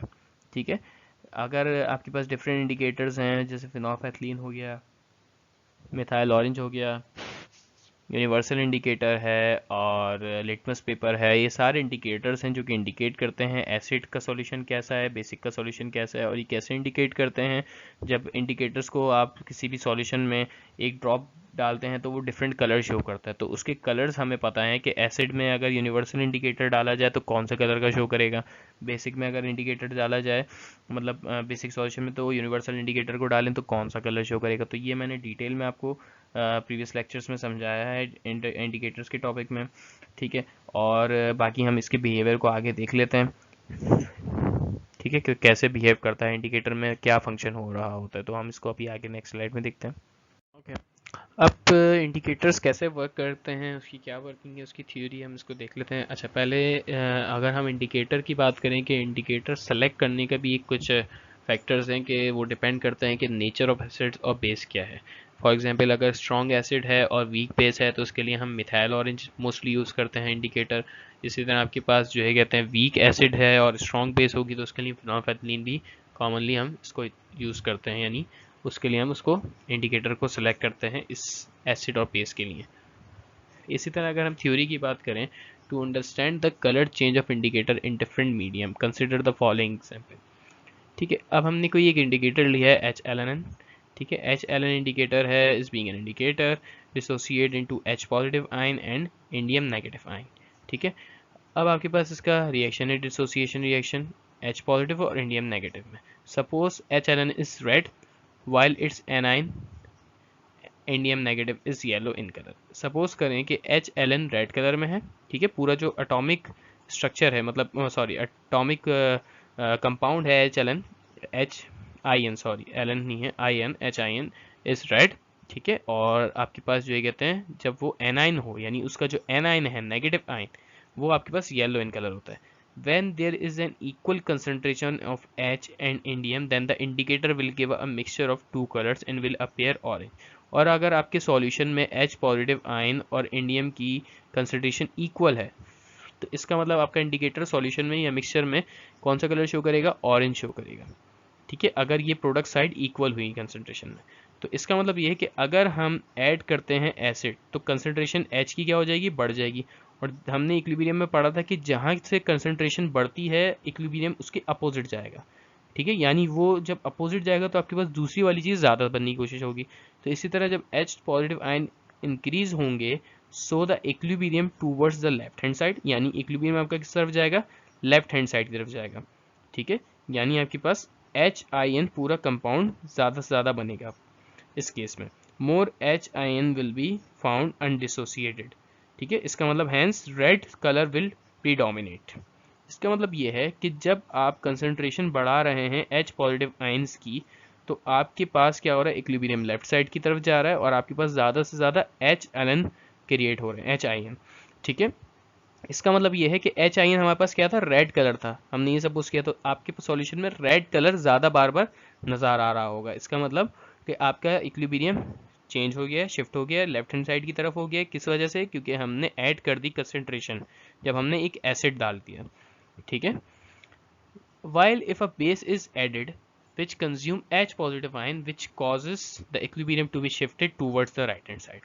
इसका मतलब ये है कि जब हम बेस ऐड करेंगे तो आपके H पॉजिटिव आयन कंज्यूम होंगे, यानी कम होंगे। ठीक है, कैसे होंगे वो, NaOH हमने डाला तो H पॉजिटिव आयन जो आपकी प्रोडक्ट साइड पे होगा वो NaOH के OH के साथ वाटर बना देगा, जिसकी वजह से आपके पास H की कंसंट्रेशन कम हो जाएगी। ठीक है, और जब H कंसंट्रेशन कम हो गई तो आपका इक्विलिब्रियम राइट हैंड साइड की तरफ जाएगा, और राइट हैंड साइड का मतलब है कि H ज़्यादा बनेंगे और इंडियम भी ज़्यादा बनेंगे, बट H की कंसंट्रेशन क्या हो रही है, कम होती जा रही है साथ साथ, और इंडियम की कंसंट्रेशन के ऊपर कोई इफेक्ट नहीं पड़ रहा, वो बढ़ती जा रही है। इस वजह से आपका सॉल्यूशन किस कलर में नजर आएगा, येलो कलर में शो होना शुरू हो जाएगा। ठीक है, इससे क्या हो रहा है, जब राइट हैंड साइड पे जा रहा है इंक्रीज हो रही है कंसंट्रेशन इंडियम की, so the yellow colour predominate in acid. ठीक है, क्लियर हो रहा है। इसी तरह जैसे यहाँ पे ये अगर रिएक्शन वाइज देखें, ये रेड कलर है, अब ये डिसोसिएट हो रहा है H पॉजिटिव इंडियन नेगेटिव में। ठीक है, अब हमने क्या किया, इसमें एक HCl डाल दिया। ठीक है, HCl डालने से क्या हुआ, H दोनों ज़्यादा हो गए। अब जब H ज़्यादा हुए हैं तो आपके पास ज़्यादा से ज़्यादा प्रोडक्ट क्या बनेगा फिर, H आयन। ठीक है, H आयन ज़्यादा बनना शुरू हो जाएगा और आपके पास फर्दर HCl बन जाएगा mixture, but colour red show करेगा ये, क्यों, क्योंकि आपके पास ज़्यादा से ज़्यादा H आयन बन रहे हैं। इसी तरह बेस में क्या हो रहा है, H आयन में जब हम फर्दर NaOH पुट कर रहे हैं, H आयन तो अपना डिसोसिएट हो गया, जब NaOH में हमने ऐड किया तो आपके पास OH में टूटा और दूसरा Na पॉजिटिव में टूटा। अब ये H और OH मिल जाएंगे, H2O बना देंगे और आपके पास NaAlN बन जाएगा। ठीक है, Na आयन। अब ये Na आयन फर्दर टूटेगा Na पॉजिटिव और आयन में, और इसका मतलब आपके पास ज़्यादा से ज़्यादा कंसंट्रेशन आयन की हो रही है, जिसका मतलब है कि आपके पास सॉल्यूशन येलो कलर शो करेगा जब हम बेस ऐड करेंगे। ठीक है, तो ये सारा यहाँ पे जो थ्योरी है वो डिपेंड करती है इक्विलिब्रियम के ऊपर, और हम जब एसिड डालते हैं तो H पॉजिटिव आयन की कंसंट्रेशन बढ़ जाती है, बेस डालते हैं तो H पॉजिटिव आयन की कंसंट्रेशन कम हो जाती है, क्योंकि वो वाटर से रिएक्ट कर जाते हैं। इसकी वजह से इक्विलिब्रियम इधर उधर मूव करता है और आपके पास डिफरेंट कलर शो होते हैं, और यही इंडिकेटर का फंक्शन है कि वो डिफरेंट कलर को शो करवाता है डिफरेंट सॉल्वेंट्स में। अच्छा, अब आपके पास एक सवाल है, क्वेश्चन नंबर 9 आपका, write a short note on pH and neutralisation and buffer solution. PH हमने पढ़ा था, पीएच हमारे पास एक ऐसा स्केल होता है जो ये बताता है कि आपका सॉल्यूशन कितना एसिडिक है या कितना बेसिक है। ठीक है, जैसे थर्मोमीटर आपके पास टेम्परेचर बताता है, इसी तरह पीएच आपके पास सॉल्यूशन की एसिडिटी और बेसिसिटी को बताने की कोशिश करता है। ठीक है, अब अगर आपके पास पीएच 7 आती है तो वो पीएच आपकी न्यूट्रल सॉल्यूशंस के लिए होती है। ठीक है, अगर आपकी पीएच 7 से कम जाती है तो इसका मतलब एसिडिक सॉल्यूशन, अगर आपकी पीएच नेगेटिव 7 से ऊपर जाती है तो बेसिक सॉल्यूशन।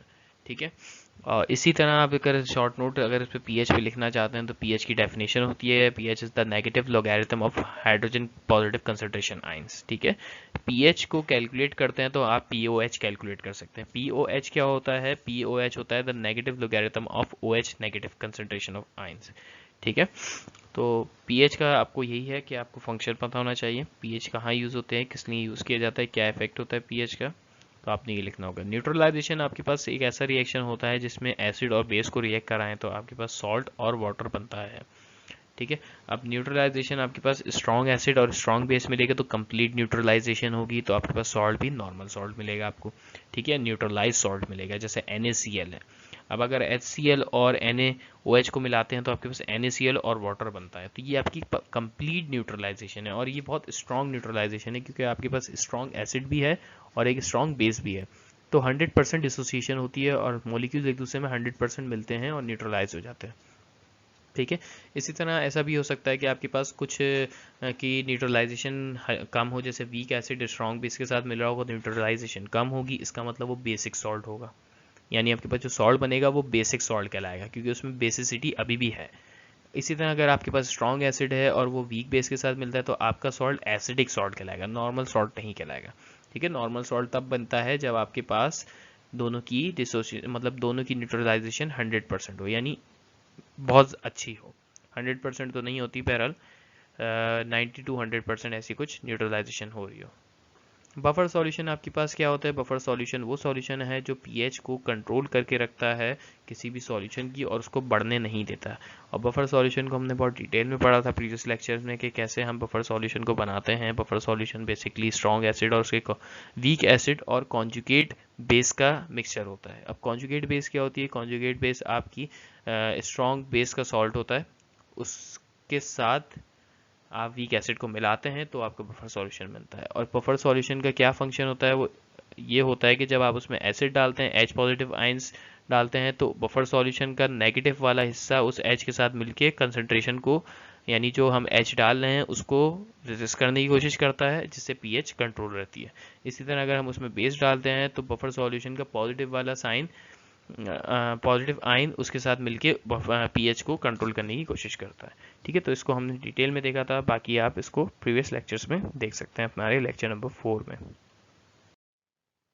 आपके पास क्वेश्चन आता है what is the value of pH of 0.1 molarity HCl at 25 degree centigrade. आपके पास सॉल्यूशन ये है कि hence the molarity of HCl is 0.1। आपको मोलैरिटी पता है HCl की, ठीक है। HCl जब डिसोसिएट होगा तो H पॉजिटिव और Cl नेगेटिव में टूटेगा, ठीक है, H positive and Cl negative. अब ये H पॉजिटिव और Cl नेगेटिव की क्या कंसंट्रेशन होगी?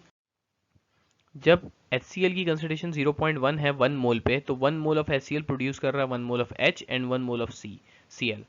तो 0.1 मोल कंसंट्रेशन आपकी HCl की उतनी ही होगी जितनी आपकी H पॉजिटिव की होगी और Cl नेगेटिव की होगी, तो दोनों की कंसंट्रेशन भी सेम होगी। मोलैरिटी को आप कंसंट्रेशन भी बोल सकते हैं, ठीक है। अब पीएच कैलकुलेट करनी है। पीएच का फॉर्मूला होता है negative log of concentration of H positive ions, ठीक है। H पॉजिटिव आयंस की कंसंट्रेशन आपको पता है 0.1, हम यहाँ पे H पॉजिटिव की जगह 0.1 रख देंगे, और जब नेगेटिव लॉग ऑफ 0.1 लेंगे तो आपके पास पीएच आ जाएगी 1। तो इसका मतलब एसिड HCl की पीएच जो होती है वो 1 होती है 0.1 मोलैरिटी ऑफ सॉल्यूशन पे ऊपर, ठीक है, और 25 डिग्री सेंटीग्रेड पर। इसी तरह आपको पीओएच कैलकुलेट करने को भी बोला जा सकता है। तो आप पीओएच कैसे कैलकुलेट करेंगे? जब पीएच आ गई तो पीओएच कैसे आएगी? POH is equal to 14 minus pH, तो 14 माइनस 1 13, तो पीओएच 13 होगी इसकी। सिंपल है, ओके। क्वेश्चन नंबर 11 है what are strong acid and weak acids and bases, give appropriate example. Question 11 में आपसे ये पूछा जा रहा है स्ट्रॉन्ग एसिड और वीक एसिड्स कौन से होते हैं, उसके अलावा बेसिस स्ट्रॉन्ग और वीक बेसिस कौन सी होती हैं। तो आपके पास स्ट्रॉन्ग एसिड HCl होता है, ठीक है। 90 to 95% इसकी डिग्री ऑफ डिसोसिएशन है। डिग्री ऑफ डिसोसिएशन आपके पास कैसे आती है? Number of molecules dissociated divide by total number of dissolve molecule, ठीक है। ये रेशियो होता है किसका? Number of molecules ionised to the number of molecule dissolve molecule, यानी जो मॉलिक्यूल आयोनाइज हो गए उसका डिवाइडेड बाय जो मॉलिक्यूल नहीं हुए उनका रेशियो, ये होता है डिग्री ऑफ डिसोसिएशन। जितनी ज़्यादा डिग्री ऑफ डिसोसिएशन होगी, यानी जितने नंबर ऑफ मॉलिक्यूल्स आयोनाइज हो जाएंगे, तो वो ज़्यादा स्ट्रॉन्ग एसिड है। तो 90 to 95% इसका परसेंटेज डिसोसिएशन है। परसेंटेज डिसोसिएशन कैसे निकलती है? डिग्री ऑफ डिसोसिएशन को 100 से मल्टीप्लाई करके। तो HCl की परसेंटेज डिसोसिएशन है 90 से 95, यानी ये बहुत ज़्यादा स्ट्रॉन्ग एसिड्स है। इसी तरह स्ट्रॉन्ग एसिड आपके पास HNO3 है जिसकी परसेंटेज डिसोसिएशन 90 से 95% है, H2SO4 की 60% है, और डिफरेंट स्टेजेस पे इसकी परसेंट डिसोसिएशन चेंज भी होती रहती है। वीक एसिड में आपके पास H2S है, उसकी परसेंट डिसोसिएशन 0.1% है, और CH3C एसिटिक एसिड है, इसकी परसेंटेज डिसोसिएशन आपके पास 1.4 है, और H2CO3 कार्बोलिक एसिड कहलाता है। या तक H2CO3 में भी इसका नाम शायद कार्बोलिक एसिड है। तो ये एक वीक एसिड है, इसकी परसेंटेज एसोसिएशन 0.17% होती है, ठीक है। इसका नाम आप गूगल कर लीजिएगा, I am not sure about this, but I think it's carbolic acid. Strong base आपके पास NaOH है, तो 90 से 95% उसकी परसेंट एसोसिएशन होती है, ठीक है। और इसी तरह KOH है, पोटेशियम हाइड्रोक्साइड, ये भी फर्स्ट ग्रुप का है, तो इसकी भी परसेंटेज 90 से 95% होती है। बैरियम हाइड्रोक्साइड क्या है? उसकी परसेंटेज डिसोसिएशन 77% है, ये भी आपके पास एक स्ट्रॉन्ग बेस है। बेरियम आपके पास सेकंड ग्रुप का एलिमेंट है। वीक एसिड आपके पास अमोनियम हाइड्रोक्साइड है जिसकी परसेंटेज डिसोसिएशन 1.4% है, ठीक है। तो यहाँ पे आपके पास टोटल बुक के सारे सवाल कवर होते हैं और उनके सॉल्यूशंस भी हैं, उनके आंसर्स भी मैंने आपको समझाए हैं और कैसे सॉल्यूशन हो रहा है, बैलेंसिंग इक्वेशन बहुत डिटेल में मैंने आपको पढ़ाई है। ठीक है, फिर भी आपको अगर कोई क्वेरीज हैं या कुछ समझ नहीं आ रहा है तो हमारे व्हाट्सएप नंबर या ईमेल आईडी पे हमें कांटेक्ट कर सकते हैं या कमेंट सेक्शन में आप बिल्कुल हमसे सवाल कर सकते हैं। We will give you your answers. Okay, अल्लाह हाफिज़। So if you have any queries related to any topic or any chapter, you can contact us on Gmail ID, or as well as you can contact us on WhatsApp number. And also, if you have any queries regarding this video, you can comment in the comment section box and we will answer your queries. Kindly subscribe and like and share our video. Thank you so much. Don't forget to share, like and subscribe our channel. Thank you so much.